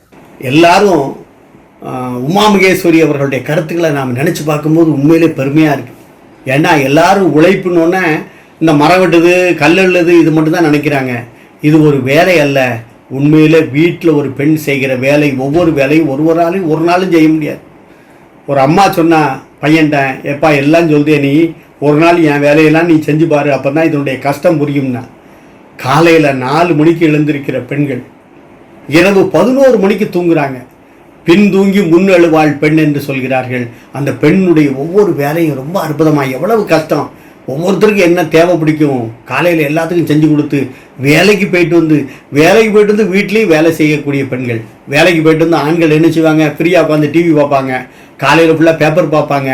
ஆனால் இந்த பெண் வேலைக்கும் போய்விட்டு வந்து வீட்டிலும் வேலை செய்கிற நிலையை நினைத்து பார்க்க வேண்டும் என்பதை ரொம்ப அற்புதமாக உமா மகேஸ்வரி அவர்கள் சொல்லியிருக்கின்றார்கள். உண்மையிலே பாராட்டுகள், வாழ்த்துகள். இப்போது உண்மையான உழைப்பாளி ஆண்களே என்று பேசுவதற்காக கவிஞர், எழுத்தாளர், சிந்தனையாளர் மூவேரா இப்போது வருகை தருகின்றார். அனைவருக்கும் வணக்கம். இனிய உழைப்பாளர் தின நல்வாழ்த்துக்கள். ஓடி ஓடி உழைக்கணும், ஊருக்கெல்லாம் கொடுக்கணும். இந்த பாட்டை எல்லாருமே கேட்டிருப்போம். உழைப்பு தாங்க இந்த உலகத்துக்கு ஆதாரம். நம்ம ஓடி ஓடி உழைத்து நம்ம குடும்பத்துக்கு மட்டும் இல்லாம இந்த உலகத்துக்கும் ஏதாவது நல்ல விஷயங்களை கொடுத்துக்கிட்டே இருக்கணும். அது பணமாகவோ பொருளாகவோ இருக்கணும்னு அவசியம் இல்லை. நம்முடைய உடல் உழைப்பா கூட இருக்கலாம். இன்னைக்கு பேசும்போது பாத்தீங்கன்னா நம்ம உலகத்துடைய பணக்காரர்கள் பட்டியல் படிச்சேன் பேப்பர்ல. பணக்காரர்கள் அப்படின்னு எல்லாரும் பணம் ஈஸியா விழுந்துறது இல்ல, உழைச்சிருக்காங்க. அடிமட்டத்துல இருந்து போராடி கொஞ்சம் கொஞ்சமா முயற்சி பண்ணி தான் அவங்க உழைச்சு முன்னேறி உலக கோடீஸ்வரர்கள் ஒருத்தரா வந்திருக்காங்க. அப்படி முன்னேறின கோடீஸ்வரர்கள் எல்லாரையும் பாத்தீங்கன்னா ஒரு டாப் 10ல இருக்கிற 10 பேருமே ஆண்களா தான் இருக்காங்க. அப்ப உண்மையான உழைப்பு அதிகம் கொடுத்தது யார்? ஆண்கள் தானே. சோ பெண்கள் உழைக்கிறாங்க, நாங்க இல்லைன்னு சொல்லல. ஆனா அதிகமா உண்மையான உழைப்பை கொடுக்கறது அது ஆண்கள் தான் அப்படின்னு சொல்றோம். எனக்கு முன்னாடி பேசின நம்ம கோமதி மேடம் சொன்னாங்க ஒரு கதை, அழகான ஒரு கதை சொன்னாங்க. ஒரு ராஜா இரவுல நகர்வலம் வராராம். அப்போ ஒரு வீட்டுக்கு போறாராம். அங்க ஒரு பெண்ணை பாக்குறாராம். ஒரு கையில குழந்தையோட தொட்டில் கயிறை பிடிச்சு ஆட்டுறாங்களாம். இன்னொரு பக்கம் பாத்தீங்கன்னா தறியை ஆட்டிட்டு இருக்காங்களாம். இன்னொரு ஒரு குச்சியை வச்சு வெளியில காய போட்டிருக்கிறத எதுவும் பறவைகள் அண்டிடாம அதை தட்டி விட பாக்குறாங்களாம். ஒரே நேரத்துல 3 வேலையை பார்த்துதான் சொல்றாங்க. உண்மைதான், அந்த கதை நான் பொய்யினே சொல்லல. ஆனா அந்த கதை எப்ப நடந்துச்சு? அவங்க சொன்ன மாதிரியே மன்னர் காலத்திலேயே நடந்துச்சு. அதுக்கப்புறம் இத்தனை வருஷமா அப்படி ஒரு விஷயங்கள் நடக்கவே இல்லை. இப்போ ஒரு கையில ரிமோட்டு, இன்னொரு கையில போனு, இன்னொரு கையில ஹஸ்பண்ட் அங்க கண்ணாடியை காட்டிட்டு இருப்பாரு. மேக்கப் கரெக்டா இருக்கான்னு அப்பப்ப செக் பண்ணிட்டு இந்த வேலையை பார்த்துட்டு இருக்காங்க. இப்படியும் பல பேர் இருக்காங்க. ஆக உழைப்பு அப்படின்னு வந்துட்டுனா அதுல அதிகமா ஆண்களுடைய பங்கு தான் இருக்கு. இன்னைக்கு ஒரு மூட்டை தூக்குற வேலையை எடுத்துக்கோங்க, ஹெவியான கட்டிட வேலைகள் எடுத்துக்கோங்க, கிரைண்ட்ல நின்று தொங்கிட்டு வேலை பார்க்கக்கூடிய வேலைகள் எடுத்துக்கோங்க. இந்த எல்லா வேலைகளையும் யார் அதிகமா செய்யறா? ஆண்கள் தானே செய்யறாங்க. சோ இப்போ ஒரு பெண் வேலைக்கு போகாம வீட்டுல இருந்தா கூட இந்த சமூகம் தப்பா பேசாது. பரவாயில்ல, அவளுக்கு 1000 விஷயம் பொறுப்புகள் இருக்கு, ஒரு பெண்ணு சம்பாதிக்கணும்னு எந்த கடமையும் இல்லை அப்படிங்கிற மாதிரி சொல்லி விட்டுருவாங்க. ஆனா ஆணும் பெண்ணும் சமமாக இருக்கணும்னு ஆசைப்படக்கூடிய சமூகமே, ஆணும் பெண்ணும் சமமா பார்க்கணும்னு நினைக்கிற சமூகமே கூட பெண்கள் வேலைக்கு போலன்னா வருத்தப்பட மாட்டாங்க. ஆனா ஒரு ஆண் வேலைக்கு போல அப்படின்னா அது மிகப்பெரிய கேள்விக்குறியாகும், அது மிகப்பெரிய தன்மான பிரச்சனையாகும், அவமானத்துக்குரிய ஒரு விஷயமாக. அப்ப அங்க உழைப்பு அதிகமா ஆணிடமிருந்து தான் எதிர்பார்க்கப்படுகிறது. ஆணிடமிருந்து உழைப்பு அதிகமா எதிர்பார்க்கறதுனால ஆண்கள் அதிகமா உழைக்க வேண்டிய ஒரு கட்டாயம் இயல்பாவே வந்துருது. அப்படி உழைச்சாதான் அவங்களுக்கு வருமானம்ங்கிற ஒரு சூழல் வந்துருது. ஒரு ஆண் உழைக்க தொடங்குறது பாத்தீங்கன்னா அவனுக்காக மட்டும் இல்ல, அவன் குடும்பத்துக்காக மட்டும் இல்ல, அவனை சுற்றி சூழ பலருக்காக உழைக்க வேண்டியிருக்கு. சோ ஒரு மிகப்பெரிய வேலைகள் நீங்க நினைக்கக்கூடிய எல்லா வேலைகளையும் பாருங்க, அது அதிகமா செய்யக்கூடியது ஆண்கள் தான். சோ ஆண்களுடைய உழைப்பு கொஞ்சம் அதிகமாகவே இருக்கும். இயற்கையிலேயே பாத்தீங்கன்னா ஆண்களுக்கு உடல் வலு அதிகமா கொடுத்து படைக்கப்பட்டிருக்கிறதுனால என்னமோ தெரியல, ஆண்களுடைய உழைப்பு தான் அதிகமா இருக்கு. இன்னைக்கு இந்திய ராணுவத்தை எடுத்துக்கோங்க, பெண்கள் இருக்கிறாங்க, ஆனா அதிகமா இருக்கிறது யாரு? ஆண்கள் தான். சோ அங்க பாதுகாப்பு பணியில அதிக உழைப்பை கொடுக்கக்கூடிய ஆண்கள் இருக்கிறதுனாலதான் நம்மளாம் இன்னைக்கு நிம்மதியா அங்க இருந்துட்டு இருக்கோம். நம்ம நாட்டுடைய தலைவர்கள் எடுத்துக்கோங்க, எத்தனையோ பெண்கள் இருக்காங்க, இல்லைன்னு சொல்லல. ஆனா அதிகமா இருக்கக்கூடிய தலைவர்கள் யாரு, அதிக உழைப்பை கொடுத்து நாட்டுக்காக சேவையாற்றி கொண்டிருக்கக்கூடிய தலைவர்கள் யாருன்னு பாத்தீங்கன்னா ஆண்கள் தான். சுதந்திர போராட்டத்திலேருந்து இப்ப நடக்கக்கூடிய ஒவ்வொரு போராட்டங்கள்லயும் தன்னுடைய உழைப்பை கொடுத்து போராடி முன்னேறி அதை எல்லாத்தையும் கொண்டு வந்து சாதிக்கிறது யாருன்னு பாத்தீங்கன்னா ஆண்கள் தான். உழைக்கிறது எல்லாரும் உழைக்கிறாங்க, ஆனா அதுல அதிக உழைப்பை கொடுக்கிறது, அதுல அதிகமா உண்மையான உழைப்பை கொடுக்கறதுனா ஆண்கள் தான். இப்ப நம்ம பட்டிமன்றங்கள்லயே எடுத்துக்கோங்களேன், எவ்வளவோ நடுவர்கள் இருக்காங்க, ஆனா அதுல அதிகமா இருக்கிறது யாரு? ஆண் நடுவர்கள் தானே. ஆண் நடுவர்கள் தன்னுடைய உழைப்பால முன்னேறி நடுவர்களா இருக்காங்க. பெண்கள் பல பேர் இன்னும் பேச்சாளர்களா தான் இருந்துட்டு இருக்காங்க. சதவிகித அளவுலயே பாருங்க, ஆண்கள் தான் நடுவர்கள் அதிகமா இருக்காங்க. சோ அப்படிப்பட்ட நம்ம நடுவர் ஐயா அவர்கள் நிச்சயமா ஆண்கள் தான் உழைப்புல சிறந்தவர்கள், உண்மையான உழைப்பாளிகள்ங்கிற ஒரு தீர்ப்பை தான் நமக்கு கொடுப்பாங்கிற நம்பிக்கை எனக்கு இருக்கு. சோ இந்த கருத்தோட விடைபெறேன். நன்றி, வணக்கம். மூவேரா ரொம்ப அற்புதமா யதார்த்தத்தை அப்படியே சொல்லியிருக்கார். உண்மையிலே பாராட்டுகள், வாழ்த்துகள். ஏன்னா பெண்கள் இன்னைக்கு என்ன காரியம் எப்படி பண்ணுறாங்க பெண்கள் பாருங்க, முழுக்க முழுக்க டிவி, எந்த வேலையும் யாரும் செய்து கிடையாது. ஞாயிற்றுக்கிழமை ஆயிட்டுனா ஒன்றா பெண் என்ன செய்தா, எங்கேயா கடைக்கு ஷாப்பிங் போகுங்க. ஷாப்பிங் போகிறதுக்கு மட்டும் இல்லை, சாப்பிட்றதுக்கு தான். ஏதாவது ஞாயிற்றுக்கிழமை வேலை செய்யக்கூடாது, எங்கேயாவது போய் சாப்பிட்டு வரணுங்கிற எண்ணம் தான் இருக்க தவிர உழைக்க வேண்டுங்கிறது இல்லை. இன்னைக்கு எந்த பெண்ணிடமும் கிடையாது. எல்லா உழைப்புக்கும் பார்த்தீங்கன்னா அவ்வளவுத்துக்கும் ஆண் கண்டுபிடித்த மிஷின், மிக்சி வந்துட்டு, கிரைண்டர் வந்துட்டு, வாக்வம் கிளீனர் வந்துட்டு, எல்லாம் வந்துட்டு. ஆகவே இந்த பெண் எப்படி இருக்கிறார் என்பதை நினைத்து பார்க்க வேண்டும். உழைப்பு என்பது இன்னைக்கு பெண்களிடம் இல்லை என்பதை ரொம்ப அருமையாக சொல்லியிருக்காரு. இதற்கு மறுமொழி கொடுப்பதற்காக சொல்லரசி, இசை அரசியாக விளங்குகிற கோமதி கிருஷ்ணமூர்த்தி அவர்கள் வருகை தருகின்றார்கள். வாழ்வும் எங்கள் வளமும் மங்காத தமிழ் என்று சங்கே முழங்கு. தாய் தமிழுக்கு என் தலை வணக்கம். ஆன்றோருக்கும் சான்றோருக்கும் என் போன்றோருக்கும் என் அடுத்த வணக்கம். எல்லாருக்குமே உழைப்பாளர் தின வாழ்த்துக்கள். ஒரு வீட்டிலன்னு எடுத்துக்கிட்டாலே ஆண்களுடைய உழைப்பு சிறந்து இருக்குதா, பெண்களோட உழைப்பு சிறந்து இருக்குதா தெரியாம தான் கேட்குற நடுவர் அவர்களே. ஒரு வீட்டை ஃபுல்லாக நிர்வாகம் பண்ணுறது யார் சொல்லுங்களேன். ஒரு வீட்டில் தன்னுடைய குழந்தையை வளர்க்குறதுல இருந்து, வீட்டை சுத்தமாக வச்சுக்கிறதுல இருந்து, உணவு தயாரிக்கிறதுல இருந்து, துணிகளை துவைக்கிறதுல இருந்து, இவ்வளவு வேலையும் ஒரு பெண் செஞ்சா ஆண் வெளியில் போய் செய்கிறது வேலை. இது பெண் வீட்டிலேயே இது எல்லாத்தையும் செய்கிறது கடமை. அப்போ என்ன ஒரு பாரபட்சம் பார்க்குறாங்க பார்த்தீங்களா. ஒரு பெண்ணுடைய உழைப்பு தான் ஒரு வீட்டில் மட்டும் இல்லை, நாட்டில் எல்லாத்துலேயுமே பெண்ணுடைய உழைப்பு தான் நடுவர் அவர்களே சிறந்து விளங்குது. ஒரு பெண்ணால் கண்டிப்பாக ஒரே நேரத்தில் எல்லா வேலையும் செய்ய முடியும். ஒரு ஊரில் ஒரு ராஜா இருந்தாராம். அவர் இரவு நேரத்தில் ஒவ்வொரு தெரு ஊர் அப்படி போய் பார்க்க போகிறார். அப்போ ஒரு நெசவாளர் வீட்டில் போய் தங்க. நெசவாளருக்கு இது ராஜான்னு தெரியாது, யாரும் வெளியே போக்கன்னு தங்க வச்சுருக்காங்க. மறுநாள் காலையில் எழுந்திரிச்சு பார்க்குறார். அந்த நெசவாளருடைய மனைவி ஒரு கையில் ஒரு கயிறு மாதிரி கட்டியிருக்காங்க, இன்னொரு கையில் தறி இது பண்ணிட்டுருக்காங்க. அப்போ ராஜா கேட்குறாங்க, எதுக்கு நீங்கள் இந்த கையில் கயிறு கட்டியிருக்கீங்க அப்படின்னா, வேலை பார்த்துட்டே அங்கே குழந்தை தொட்டிலில் தூங்குது, அந்த குழந்தைய ஆட்டி விட்டுக்கிடுவேன் அப்படின்னு சொன்னாங்க. பக்கத்தில் ஒரு குச்சி வச்சுருந்தாங்க. என்ன குச்சி வச்சுருக்கீங்க அப்படின்னு கேட்டாங்க. இந்த குச்சை வச்சு வெளியில் நான் வத்தல் காய போட்டிருக்கேன், அதில் இந்த குச்சோடைய இன்னொரு முனையில் கருப்பு துணி வச்சுருக்கேன், அதனால் அதை அப்பப்போ ஆட்டி விட்டுக்கிடுவேன், காக்கா அந்த மாதிரி எதுவும் வராது அப்படின்னு சொன்னாங்க. அப்போது ஒரே நேரத்தில் ஒரு பெண் இவ்வளவு வேலை பார்க்குறாளா அப்படின்ட்டு அந்த ராஜாவுக்கு ஆச்சரியமாக போயிடுச்சு. கண்டிப்பாக, அதாவது ஒரு பெண்ணால் ஒரே நேரத்தில் பல வேலைகளை செய்ய முடியும். சாரு ரங்நேக்கர் அப்படின்னு ஒரு எழுத்தாளர் ஒரு புத்தகம் எழுதியிருக்கார். என்ன புத்தகம் தெரியுமா? How to learn management from wife. அதாவது மனைவியிடமிருந்து எப்படி நிர்வாகத்தை கற்றுக்கிறது.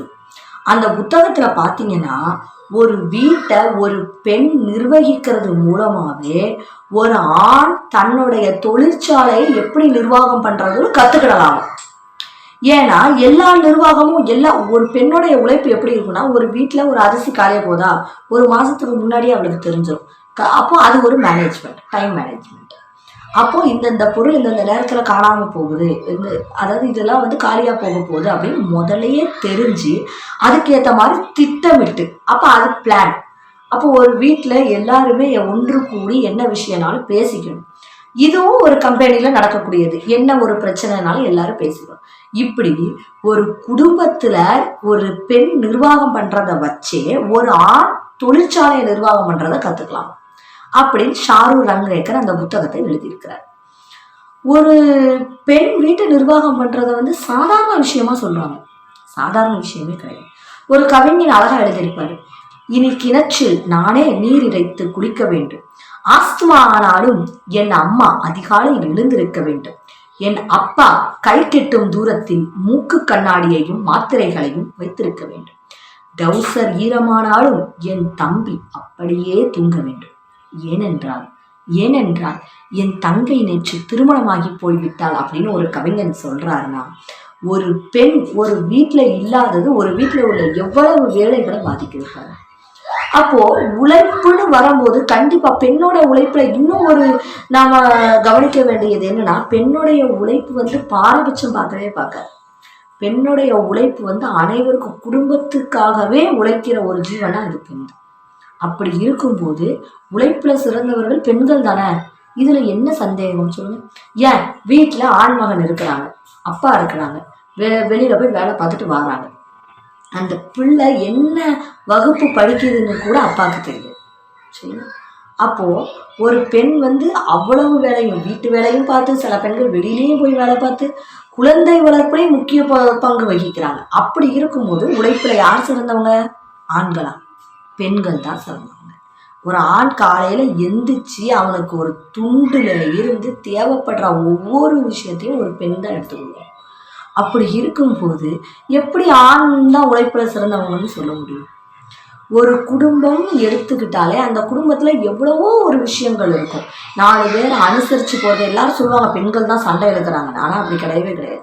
ஒரு குடும்பத்துடைய முன்னேற்றம், வளர்ச்சி எல்லாமே ஒரு பெண்ணுடைய கையில தான் இருக்கு. இதுல சில பெண்கள் வேலைக்கு போயிட்டு வராங்க. ஒரு வைரமுத்து அழகா தன்னுடைய கவிதையில சொல்லியிருப்பாரு, சோலைக்கு பிறந்தவளே சுத்தமுள்ள தாமரையே வேலைக்கு போகின்றேன் வெண்ணிலாவே கண்ணுடன் அலுவலகம் விட்டு அம்மா வரும் வரையில் கேசட்டில் தாளாட்டு கேட்டபடி நீ உறங்கு. பேருந்தில் கொஞ்சம் நசுங்கி பிதுங்கி இறங்குகின்ற வேளையிலும் பூப்பூவாய் உனது முகம் புறப்பட்டு வரும் கண்ணே. 9 மணியானால் உன் அம்மா உனக்கு சொந்தமில்லை, 9:30 மணியானால் உன் அப்பா உனக்கு சொந்தமில்லை. ஆயாவும் தொலைக்காட்சியும் அசதியில் தூங்கிவிட்டால் தூக்கத்தை தவிர துணைக்கு வர யாரும் இல்லை. தாயென்று கொஞ்சுவதற்கும் தாவி எடுப்பதற்கும் ஞாயிற்று கிழமை உண்டு தூயவழி கண்ணுறக்கு. அப்போ வீட்டுல இருக்கிற பெண்களுக்கு பல வேலைகள் இருந்தாலும் வேலைக்கு போற பெண்களுக்கும் பல வேலைகள் இருக்கு. அப்போ ஒரு பெண் தான் ஒரு குடும்பத்துல உழைப்புல சிறந்து விளங்குறது பெண் தான் நடுவரவர்கள். அதாவது ஒரு ஆணுடைய உழைப்பு அப்படிங்கிறது வந்து விடிவெல்ப்பு மாதிரி, ஒரு பெண்ணுடைய உழைப்புங்கிறது அந்த குடும்பத்துக்கு சூரிய வெளிச்சம் மாதிரி. சொல்லுங்க, இப்ப சொல்லுங்களேன், யாரு வந்து உழைப்புல சிறந்தவங்க சொல்லுங்க? அதாவது பூமியிலையும் தண்ணி இருக்கு, இளநீர்லையும் தண்ணி இருக்கு. அதுக்காக இளநீர்ல போர் பண்ண முடியுமா? இல்ல பூமியில ஸ்ட்ரா போட்டு குடிக்க முடியுமா? முடியவே முடியும். இதுதான் நடுவர் அவர்களே, வாழ்க்கையோட தத்துவமே இதுதான். அதாவது என்னதான் ஆண்கள் உழைச்சாலும் அந்த உழைப்புடைய பலனை கொடுக்கறது பெண்கள், தெரியுமா? ஒரு பெண்ணுடைய உழைப்புல தான் ஆணுடைய உழைப்புடைய பலன் வந்து கிடைக்குது நடுவர் அவர்களே. அதனால எந்த விதத்துல பார்த்தாலும் எப்படி பார்த்தாலும் அருமையான முறையில ஒரு பெண் எப்படி இருக்கா? குழந்தை வளர்ப்பு. ஆம்பளைக்கு குழந்தைய தூக்க தெரியுமா? தெரியாது. சரி, உணவு தயாரிப்பு, எல்லா வேலையும் இன்னைக்கு பெண்கள். உணவு தயாரிப்பு, துணி துவைக்கிறது, வீட்டை பராமரிப்பது. அதாவது ஆண் செஞ்சா அது வேலை, பெண் செஞ்சா அது கடமையா அப்படின்னு ஒரு அருமையான கேள்வி கேட்டிருக்கின்ற உழைப்பு என்று சொன்னால் அது பெண்கள் தான். அதே நேரத்தில் ஒரு பெண் எவ்வளவு வேலை செய்தா அப்படிங்கிறத ரொம்ப அருமையாக சொல்றா. நெசவு நெய்து கொண்டு, ஒரு கையினால் குழந்தையை ஆட்டிக்கொண்டு, ஒரு கையினால் வெளியே போட்டிருக்கிற வத்தலை பாதுகாக்க காக்கா வந்துடக்கூடாதுன்னு எவ்வளவு பொறுப்புணர்ச்சியோடு பெண்கள் இருக்கிறார்கள் என்பதை ரொம்ப அருமையாக சொல்லியிருக்காங்க. மனைவியிடம் வந்து நாம் எவ்வளவு தூரம் அந்த தியாகத்தை பார்க்கிறோம் என்பதையெல்லாம் நமக்கு அப்பட்டமாக ரொம்ப சிறப்பாக சொல்லியிருக்கா. பாராட்டுகள், வாழ்த்துக்கள். 6 அறிஞர் பெருமக்கள் பேசி நடுவர் தீர்ப்புன்னு நல்ல கட்டத்துக்கு வந்திருக்கின்றோம். 6 பேர் பேசுனதுலேருந்து ஒரு உண்மை தெரியுது, 6 பேர் பேசியிருக்காங்கன்ட்டு. ஆனால் என்ன பேசுனாங்கன்னு பார்த்தா தான் ஒரு உண்மை தெரியும். மயன் நிறுவனத்தின் சார்பில் மே தின சிறப்பு பட்டிமன்றத்தில் கலந்து கொண்டு ரொம்ப அருமையான கருத்துக்களை எல்லாம் சொல்லியிருக்கின்ற 6 அறிஞர்களுக்கும் என்னுடைய பாராட்டுகள், வாழ்த்துக்கள். அவங்க சொல்கிறத பார்க்கும்போது யோசிக்க வேண்டியதாக இருக்குது. ஏன்னா பெண்கள் உழைப்பில் எங்கே இருக்காங்க? சதா சர்வகாலமும் டிவி இல்லை அப்படின்னா திண்ணையில் உட்காந்து புரணி பேசுறது, சாப்பிட்றது, விதவிதமாக சாப்பிடுது. இதுதான் இன்றைக்கி பெண்களுடைய வேலையாக இருக்க தவிர உழைக்க வேண்டும், உண்மையாக உழைக்க வேண்டும்னு எத்தனை பெண்கள் இருக்கிறார்கள் என்பது நினச்சி பார்க்கணும். ஒருத்தன் கல்யாணம் முடிஞ்சு வரும்போது 50 கிலோ இருந்தா, வந்த 3வது மாதத்தில் சொன்னால் என்னால் மாதிரி ஆற்றோல் அரைக்க முடியல, ஒரு கிரைண்டர் வாங்கி கொடுங்கன்னா வாங்கி கொடுத்தான். 20 கிலோ கூட்டிகிட்டு 80 கிலோ. இப்போ சொன்னால் ஒரு 3 மாதத்தில் என்னால் முன்னால் மாதிரி துணி துவைக்க முடியல, வாஷிங் மிஷின் வாங்கன்னா வாங்கிட்டான். இப்போ 20 கிலோ கூட்டிகிட்டு 80 + 20 100 கிலோ. இப்போ சொன்னால் முன்னால் மாதிரி என்னால் அரைக்க முடியல, ஒரு மிக்சி வாங்கித்தாங்கன்னா வாங்கி கொடுத்தான். இப்போ ஒரு 20 கிலோ கூட்டிகிட்டு 80 + 20 100 கிலோ. இப்போ சொன்னால் முன்னால் மாதிரி எனக்கு நேரம் போக மாட்டேக்கு, ஒரு டிவி டெக்கு வாங்கி கொடுங்க பார்த்துக்கிட்டே இருக்கேன்னா புதா சர்வகாலமும் சீரியல் பார்த்தா. இப்போ 100 கிலோ உட்காந்தா எந்திரிக்க முடியல, எந்திரிச்சா உட்கார முடியல, சேரில் உட்காந்தா சேரோட எந்திரிக்கி. இவளுக்கு 10 பெஞ்சு செஞ்சு போட்டிருக்கான், பார்த்துக்கிட்டே காரச்சவு சாப்பிட்டுக்கிட்டே இருக்கான். அன்னைக்கு கூப்பிட்டு என்ன காரச்சவு வாங்கியிருக்க கசக்குன்னா, அவன் பார்த்தான், அது காரச்சவுலடி கொசு ஊற்றி சுருள், அதை போய் தின்றுருக்கான்னா. டிவி பார்த்துட்டு கொசு ஊற்றி சுருளையும் தின்றுருக்கான். அது டிவி பார்த்து இப்போ 20 கிலோ கூட்டிகிட்டு 120 கிலோ. இப்போ மூச்சு விட முடியல அண்ணா. அவன் சொன்னா மூச்சை விட்டு நானாக பொழைச்சிக்கிட்டு தானே. இல்லை டாக்டர்கிட்ட கூப்பிட்டு போனேன்னா, டாக்டர்கிட்ட கூப்பிட்டு போனால் டாக்டர் வேகமாக இறங்கி வந்தார், ஒரு ஊசியை போட்டார். இவன் தம்மை விட்டுட்டா. டாக்டர் 8 அடி போய் தள்ளி போய் செப்பு இறங்கிட்டு. அவன் சொன்னா இனிமேல்லாம் இதுக்கு ஒன்றும் வைத்தியம் கிடையாது, இதுக்கு 10,000 ரூபாய்க்கு மிஷின் வாங்கி இவளை இழுக்கணும், இவன் மிஷினை இழுக்கும்னா சரின்னு சொல்லி வாங்கி கொடுத்தா. 4 ட்ரிப்பு இழுத்துனா 5ஆவது ட்ரிப்பு மிஷின் உடஞ்சி போச்சு. இப்போ இவ்வளோ ஆஸ்பத்திரியில் சேர்த்துருக்கு, திருப்பி 60 கிலோ நிற்க. இப்போ எதுக்கு? உடல் உழைப்பே பெண்களுக்கு இல்லையே, இந்த பெண்கள் எப்படி இருப்பார்கள்?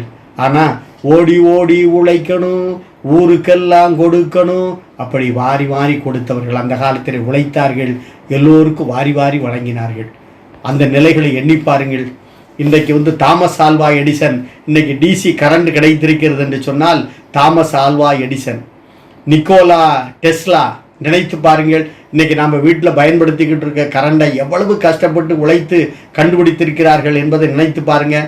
லூயி பாஸ்டர் இன்றைக்கு வெறிநாய் கடிக்கு மருந்து கண்டுபிடித்திருக்கின்றார். இப்படி எத்தனையோ அறிஞர்கள் கஷ்டப்பட்டு சங்கடப்பட்டு துன்பப்பட்டு உழைத்து இன்றைக்கு நமக்கு இவ்வளவு சிறப்புகளை பெருமைகளை தந்திருக்கிறார் என்று சொன்னால் அந்த உழைப்பு யாரால் கிடைத்தது என்று சொன்னால் ஆண்களால் கிடைத்தது. ஆண்களுடைய உழைப்பு இல்லை என்று சொன்னால் ராத்திரி 12 மணிக்கு ஓடி போய் உழைக்கணும், ராத்திரி இரவு பகலாக இருக்கணும், நைட் ஷிஃப்ட் இருக்கணும், இதெல்லாம் பார்க்குது யாரு? இன்றைக்கு எவ்வளோ பெரிய வாகனங்களையும் ஓட்டிக்கிட்டு ராத்திரியில் போய் 10 நாளா 15 நாளா இருந்து பணி செய்வது யாருன்னு சொன்னால் ஆண்கள். ஆகவே ஆண்களுடைய உழைப்புக்கு ஈடு இணை கிடையாது. வினையே ஆடவருக்கு உயிரே என்று நம்முடைய தொல்காப்பியம் குறிப்பிடுகிறது என்று சொன்னால் அற்புதமான முறையில் உழைப்பு என்று சொன்னாலே அது ஆண் தான். அந்த ஆணின் உழைப்பு தான் பெருமை. உண்மையான உழைப்பாளிகள் ஆண்களே ஆண்களே என்று தீர்ப்பு கூறி வாய்ப்பு அளித்த அனைவருக்கும் நன்றி கூறி விடை பெற்றால் அது விளக்கண்ண தீர்ப்பு. அப்படி சொல்ல முடியாது. ஏன்னா பெண்களுடைய உழைப்பையும் நம்ம எண்ணி பார்க்கணும். ஆண்களில் உழைப்பு இருக்கும், ஏமாத்து இருக்கும். அவ்வளவும் ப்ராடு பயலாக தான் இருக்கான் பாதி பேர். என்ன அப்படின்னா அன்றைக்கி அண்ணன் தம்பி 2 பேர், ஐயா 1 ஏக்கர் நிலம் வச்சுட்டு போனார். அண்ணன் கூப்பிட்டு தம்பியை ஏமாத்திட்டான். எப்பா தம்பி, நான் நிலத்தில் எல்லாம் விளைய போடுதேன், மேலே உள்ளது நான் எடுத்துக்கிட்டு தான், கீழே உள்ளது நீ வச்சுக்கோண்டான். சரின்ட்டான். நல்லா விளைஞ்சிச்சு, நெல் விளைஞ்சிச்சு. மேலே உள்ள கதிரை அண்ணன் கொண்டு போயிட்டான், தலையை தம்பிகிட்ட தள்ளிட்டான். தலையை வச்சுட்டு போகிறான். தம்பி கொண்டாட்டி ஏசுனா, ஏங்க தலையை வாங்கிட்டு வந்துருக்கேல, வைக்கலை, போய் உங்கள் அண்ணன்கிட்ட போய் கேளுங்க, இனிமேல் மேலே விளையுது நமக்கு, கீழே உள்ளது உங்கள் அண்ணனுக்குன்னா. சரின்ட்டான். அண்ணன் நல்ல கடலையை விளைய வச்சான். கடலை கீழே உள்ள நெத்து கடலை கொண்டு விட்டான், மேலே உள்ள தலையை தம்பிட்டு தள்ளிட்டான். இப்பவும் ஏஜி வாங்கினான். தம்பி கொண்டாட்டி சொன்னா, இந்த தடவை நீங்கள் என்ன கேட்கீங்க, மேலே உள்ளது நமக்கு, கீழே உள்ளது நமக்கு கேளுங்க, நடுவில் உள்ளது உங்கள் அண்ணன் வச்சு நாசமாக போட்டுன்ட்டான். அவன் தான் அண்ணன் விவரமானவன், கரும்பு போட்டான். கரும்பு நல்லா விளைஞ்சி வச்சு மேலே உள்ள துரும்ப கொடுத்தான், கீழே உள்ள கணுவை கொடுத்தான். நல்ல கரும்பை வீட்டுக்கு கொண்டு போயிட்டான். இப்படி உழைப்பில் ஏமாற்றுகிறவர்கள் நிறைய பேர் இருக்கிறார்கள். ஆனால் பெண்கள் தியாகம். இந்த சமுதாயத்தில் பெண்கள் என்று சொன்னால் அவர்கள் வாழ்க்கையில் எவ்வளவு இருக்காங்க. இன்றைக்கி நினச்சி பாருங்க, தாமஸ் ஆல்வா எடிசன் சொல்கிறீங்களே, அந்த தாமஸ் ஆல்வா எடிசன் பள்ளிக்கூடத்தில் படித்து கொண்டிருக்கும் போது இவருக்கு பாடம் சொல்லிக் கொடுக்க முடியாது என்று திருப்பி அனுப்பப்பட்டார். கடிதம் எழுதி கொடுத்து விட்டார்கள். ஆனால் அந்த கடிதத்தை பற்றி கேட்டபோது அந்த தாமஸ் ஆல்வா எடிசனுடைய அம்மா சொன்னா, எப்பா உனக்கு பெரிய அறிவு அதிகமாக, உனக்கு அந்த பிள்ளைகளோட வச்சு சொல்லிக் கொடுக்க முடியாது என்று சொல்லி பாசிட்டிவாக சொல்லி அந்த குழந்தையை உருவாக்குனது யாரு? அந்த உழைப்பு. மூளை வளர்ச்சியற்ற அந்த குழந்தைகளை கூட பார்த்து அவர்களை உருவாக்கி ஒரு நல்ல நிலைமைக்கு கொண்டு வருகிற ஆற்றல் யார்கிட்ட இருக்குன்னா பெண்களிடம் இருக்கிறது. மேடம் கியூரி எப்படிப்பட்ட புற்றுநோய்க்கான மருந்தை கண்டுபிடித்த நிலையை நினைத்து பாருங்கள். இன்னைக்கு கமலா ஹாரிஸ் அமெரிக்காவினுடைய வைஸ் பிரசிடெண்டாக இன்றைக்கு இருந்து கொண்டிருக்கிறார்கள். ஒவ்வொருவரையும் இந்திரா நூயி நினைத்து பாருங்கள். இன்னைக்கு அமேசான்ல இருந்து இன்னைக்கு போர்ட் ஆஃப் டைரக்டரா இன்னைக்கு இருக்கிறார்கள் என்று சொன்னால், ஒவ்வொரு நிறுவனங்களையும் சிறந்திருக்கிறார் என்று சொன்னால், அன்னை தெரசா அமைதிக்கான நோபல் பரிசு பெற்றிருக்கிறார் என்று சொன்னால், ஒவ்வொரு நிலையிலும் பெண்களுடைய நிலையை நினைத்து பாருங்கள். பெண்களிடமிருந்து எண்ணத்தை கற்றுக்கொள்ள வேண்டும் என்று சொன்னால் நேர மேலாண்மையை கற்றுக்கொள்ள வேண்டும், திட்டமிடுதலை கற்றுக்கொள்ள வேண்டும், எப்படி நிர்வாகம் செய்வது என்று கற்றுக்கொள்ள வேண்டும், எல்லோரிடம் கலந்து பேசி ஒரு ஒட்டுமொத்தமான ஒரு நல் நிகழ்வை நடத்த வேண்டும் என்று சொன்னால் பெண்களிடம் கற்றுக்கொள்ள வேண்டும். அந்த பெண்கள் எப்படி இருக்கிறார்கள் என்று சொன்னால், வீட்டிலே எல்லா வேலைகளையும் செய்து அந்த வீட்டில் உள்ளவர்கள் அனைவருக்கும் ஒரு ஒருங்கிணைப்பாளராக திகழ்ந்து கொண்டிருக்கிறார்கள். அது மட்டுமல்லாமல் வேலைக்கு செல்கிற பெண்களை நினைத்து பார்க்கும்போது, வேலைக்கும் போயிட்டு வந்துட்டு வீட்டிலையும் வேலை பார்த்து ஒரு ஓடாக தேய்கிற ஒரு மெழுகுவர்த்தியாக யார் இருக்கிறார் என்று சொன்னால் அது பெண்கள் தான். பெண்கள் என்று சொன்னால் தியாகம், பெண்கள் என்று சொன்னால் உழைப்பு, பெண்கள் என்று சொன்னால் எல்லா இடத்துலையும் இன்னைக்கு பெண்கள் இருக்காங்க. பெண்கள் இல்லாத இடமே கிடையாது. இன்னைக்கு ஆட்டோ ஓட்டுறது பெண்ணு, கார் ஓட்டுறது, விமானம் ஓட்டுறது எல்லாம் பெண்கள், ரயில் ஓட்டுறது பெண்கள், எல்லாம் இன்னைக்கு பெண்கள் இருக்கிறார்கள். இன்றைக்கு பெண்கள் இல்லாத துறையே கிடையாது என்பதை நினைத்து பார்க்க வேண்டும். சென்னையில் ஒரு பெண் பிணத்தை எரித்து கொண்டிருக்கிறாள். ஆகவே இல்லாத துறை இல்லாமல் எல்லா துறையிலும் உழைக்கிற ஆணுக்கு சரிநிக சமானமாக மட்டுமில்லாமல் ஆண்களை விட ஒரு படி உயர்ந்து போய் வீட்டிலும் வேலை செய்து வெளியிலும் வேலை செய்து குடும்பத்தினுடைய முன்னேற்றத்திற்கு ஆணி வேறாக இருப்பது யாருன்னு சொன்னால் பெண்கள் தான். அதை விட குழந்தையை சுமக்கின்ற பெண்களை நினைத்து பாருங்கள். வயிற்றிலே ஒரு சுமை, கையிலே ஒரு சுமை, வேலைக்கும் செல்கிறார்கள் என்று சொன்னால் இதையெல்லாம் எந்த ஆணாலும் சமாளிக்க முடியாது. ஆகவே தியாக தீபங்கள் யார் என்று சொன்னால் பெண்கள் தான். ஆகவே உண்மையான உழைப்பாளிகள் அந்த பெண்கள் தான். அந்த பெண்களை நாம் துதிக்க வேண்டும், அந்த பெண்களுக்கு உதவி செய்ய வேண்டும், அவருடைய வாழ்க்கையை நாம் போற்ற வேண்டும், அவர்களுக்கு மதிப்பு கொடுக்க வேண்டும். இந்த மே தின நன்னாளிலே உழைப்பாளர்கள் என்று சொன்னால் ஆண்கள் பெண்களும் உழைப்பாளர்கள் தான். ஆனால் ஒருபடி ஆண்களை விட பெண்கள் உழைப்பிலே சிறந்திருக்கிறார்கள். அவருடைய மதிப்பை போற்ற வேண்டும் என்று கூறி வாய்ப்புக்கு நன்றி கூறி இந்த அருமையான நிகழ்வை நடத்துவதற்கு ஒத்துழைத்த அனைத்து நல் உள்ளங்களுக்கும், மயன் நிறுவனத்தாருக்கும், மயனுடைய அதிபர் ரமேஷ் ராஜா அவர்களுக்கும், அருமையான நண்பர் நம்முடைய திருமுருகன் அவர்களுக்கும், அன்பு சகோதரர் முத்துசாமி அவர்களுக்கும் நன்றியையும் பாராட்டுகளை தெரிவித்து விடைபெறுகிறேன். நன்றி.